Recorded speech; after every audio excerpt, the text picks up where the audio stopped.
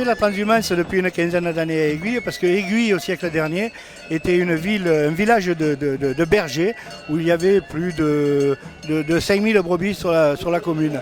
Donc un jour, on a voulu reprendre cette tradition, et Aiguille est un passage obligé de la transhumance lorsqu'elle se faisait à pied.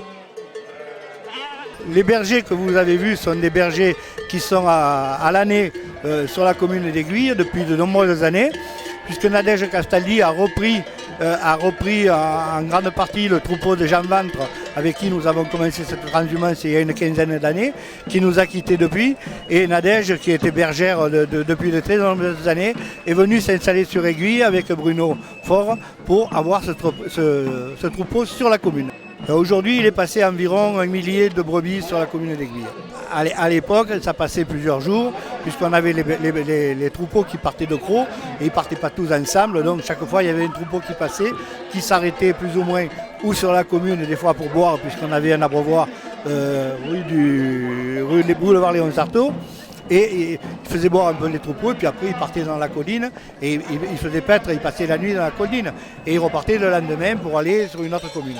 Comme ils montaient 5 mois dans les Alpes, ils montaient avec eux tout ce qu'ils avaient besoin pour passer 5 mois dans les Alpes en estive. Donc ils avaient des charrettes, ils avaient des ânes battés où ils montaient. Et puis surtout les charrettes, il y avait une charrette, ce qu'on appellerait maintenant une charrette balai, qui ramassait les brebis qui étaient malades ou les agneaux qui ne pouvaient pas suivre, parce que bon, on ne pouvait pas se permettre de perdre des brebis tout au long de la transhumance. Là, cette année, le groupe d'ânes que vous avez vu est un groupe qui vient de Tarascon, sont l'association Les ânes des Douars, qui viennent à Aiguille depuis une dizaine d'années participer à notre transhumance. Malheureusement, cette année, nous n'avons pas eu Édouard, puisque malheureusement, il est décédé au mois de février, je crois. Mais l'association continue, et j'espère qu'on continuera encore longtemps à les avoir avec nous sur Aiguille. Depuis 15 ans, la première année que j'ai voulu organiser cette transhumance à Aiguille, je suis allé voir le maire, qui est le maire Robert Dagonne. Je lui ai dit, voilà Robert, on voudrait faire une fête de la transhumance sur Aiguille. Il m'a dit, vas-y, je te suis. Donc la première année, ça a été un peu compliqué, la deuxième un peu moins, la troisième, ça prenait ses marques, et ça fait 15 ans. Et pour le maire d'Aiguille, c'est devenu une fête incontournable.